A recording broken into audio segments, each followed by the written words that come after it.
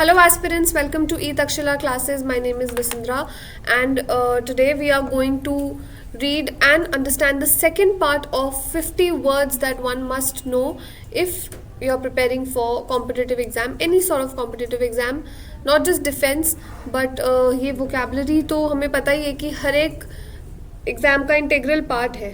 तो चलो हम स्टार्ट करते हैं. फर्स्ट 10 जो हमारे थे वर्ड्स वो हम पिछली वीडियो में डिस्कस कर चुके हैं. तो if you are new to the channel, if you are new to the video, then make sure कि आप वो वीडियो चेकआउट करें ताकि आप फर्स्ट 10 वर्ड्स को मिस ना करें. और आज हम बात करेंगे सेकेंड पार्ट की, that is 10 more words will come to know and let's see उनके क्या मीनिंग्स हो सकते हैं, क्या उनके सिनोनिम्स हो सकते हैं and what are the potential opposites for these words. Right, so let's begin quickly. The first word for today is overt. Now what do you mean by overt? देखो, मैं अक्सर अपने स्टूडेंट्स को एक ये चीज़ बताती हूँ. आपको कभी भी अगर ये दो वर्ड आ जाते हैं, ओवर्ट और कोवर्ट. ओवर्ट का मतलब होता है, just give me a minute. Overt का मतलब होता है ओपन और कोवर्ट का मतलब होता है कवर्ड. तो ये एक दूसरे के ऑपोजिट्स हैं. जैसे ओपन और क्लोज्ड, वैसे ही ओवर्ट और कोवर्ट भी एक दूसरे के क्या हैं, ऑपोजिट्स. तो ओवर्ट के लिए देखिए, ओपन, ऑब्वियस, एविडेंट, ये सब इसके सिनोनिम्स हैं. उसी तरीके से उसका ऑपोजिट होंगे कोवर्ट, क्लैंडस्टीन. ये बहुत इंपॉर्टेंट वर्ड है, इसको आप मार्क कर लीजिए, ये पहले भी एग्जाम में आया हुआ है. And the next one is covered और concealed. You can say basically जो चीज़ छुपी है, which is not so evident. Right.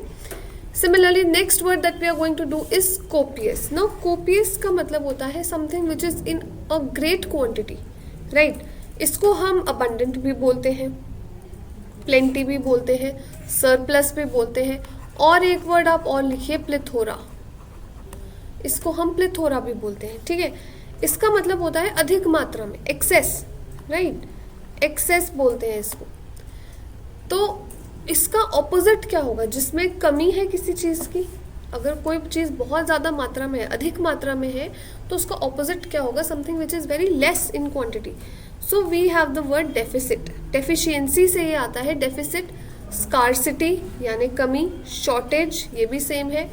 पॉसिटी भी आप बोल सकते हैं, PAUCITY, पॉसिटी, डर्थ. इन सब चीज़ों का मतलब क्या होता है?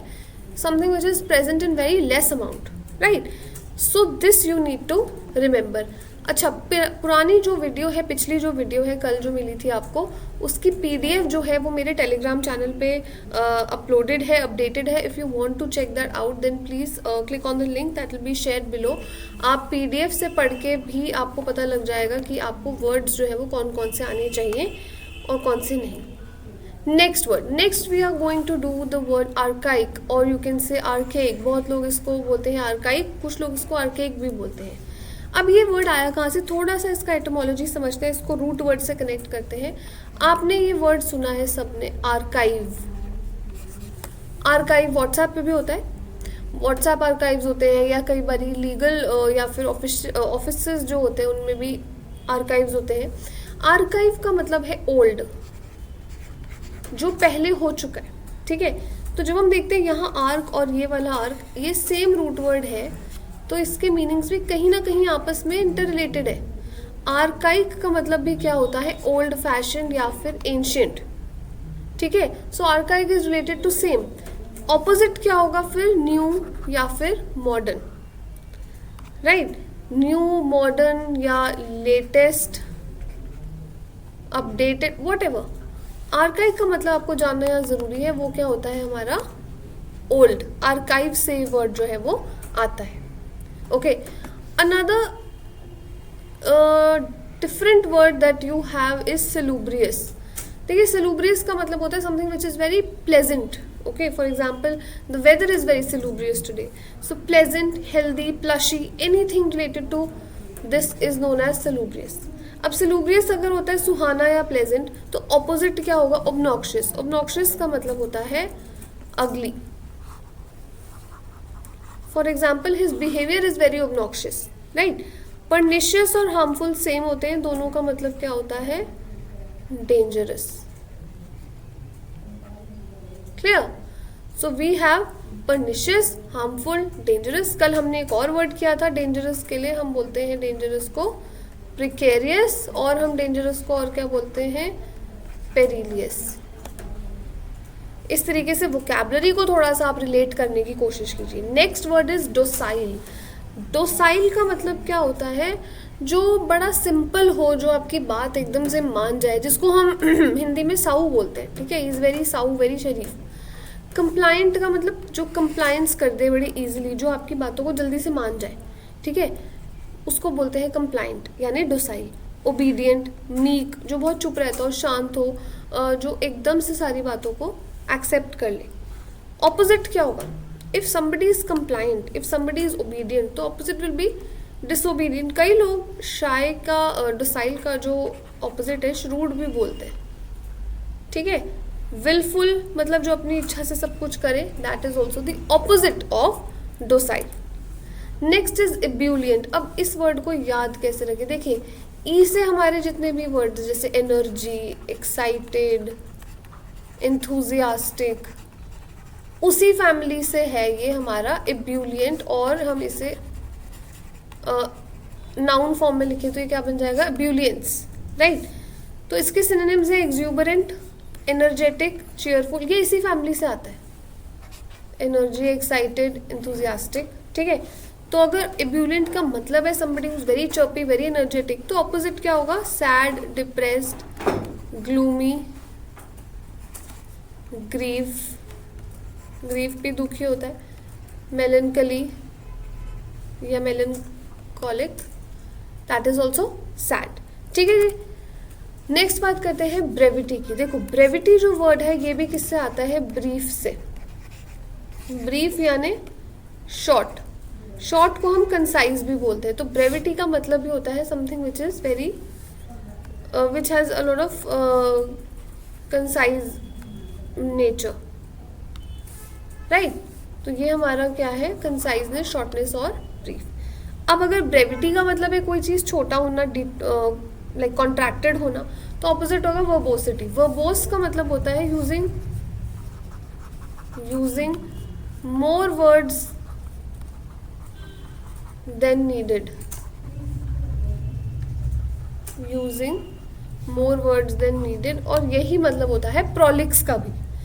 प्रोलिक्स और वर्बोज आपस में सिनोनिम्स हैं. Using more words than required, कई होते हैं ना बढ़ा चढ़ा के बात करते हैं, दैट इज वर्बोसिटी.